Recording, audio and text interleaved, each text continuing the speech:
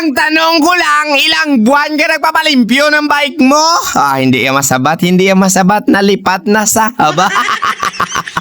So hello mga guys, magandang morning. Bawa rin naman may customer naman kita, isa ka Mountain Peak Everest.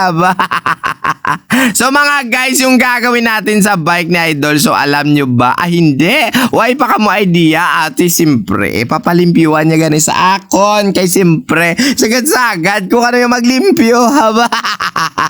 Ay bugalo na yung puta.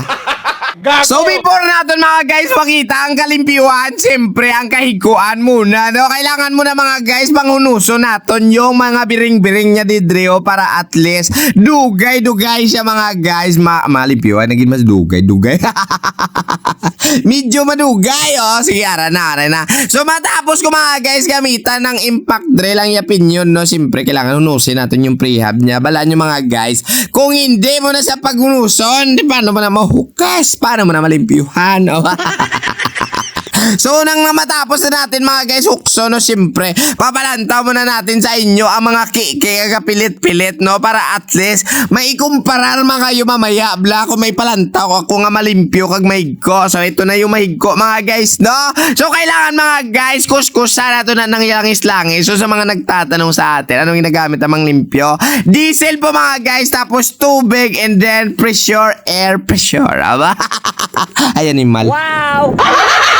At nang matapos na mga guys sa pagpalimpyo ng hangin-hangin, no, syempre palanta na natin sa inyo ang mga dagway sa aton ginlimpyuan para at least no, hindi man kamubla magambal sa akon nga do damak ako maglimpyo. Hindi yan at damak ha, ayan o na. Pinapabugal ko lang sa inyo mga guys para at least malaman nyo naman na si Maninoy ninyo hindi lang gwapo, magaling din to magubra, magaling maglimpyo. Ayan imal.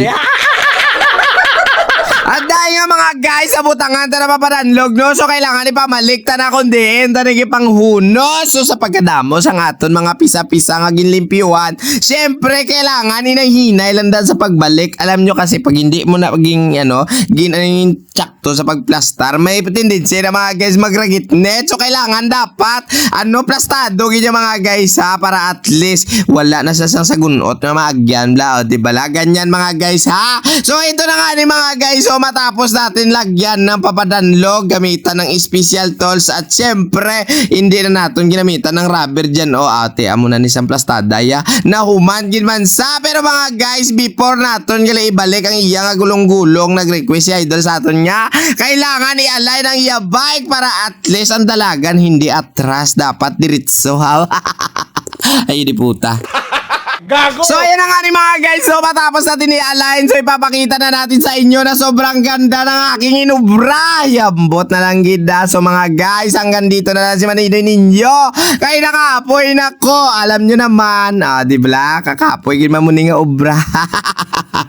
Iyari pa ta.